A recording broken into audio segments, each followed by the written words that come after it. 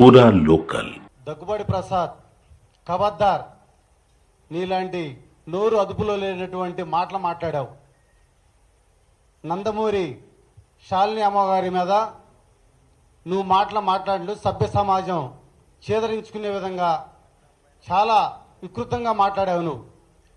నువ్వు మాట్లాడే మాటలు ఇక చాలించి ప్రజాస్వామ్యంలో నువ్వు వచ్చి క్షమాపణ చెప్పటం కాదు, పెద్దలు చెప్పినట్టు నిన్ను పార్టీ నుంచి సస్పెండ్ చేయాలి.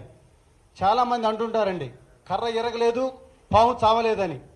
ఇప్పుడు కర్ర మీ చేతిలోనే ఉంది, పాము మీ చేతిలోనే ఉంది.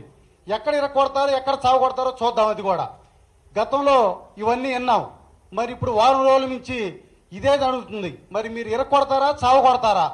ఇది కనుక జరగకపోతే కనుక త్వరలో ఏమవుతుందో మీరంతా చూస్తారు. ఇక నుంచి ఎన్టీఆర్ యువ సైన్యం త్వరలోనే మీ ముందుకు రాబోతుంది ప్రజాస్వామ్యంలోకి. జై హింద్, జై ఎన్టీఆర్.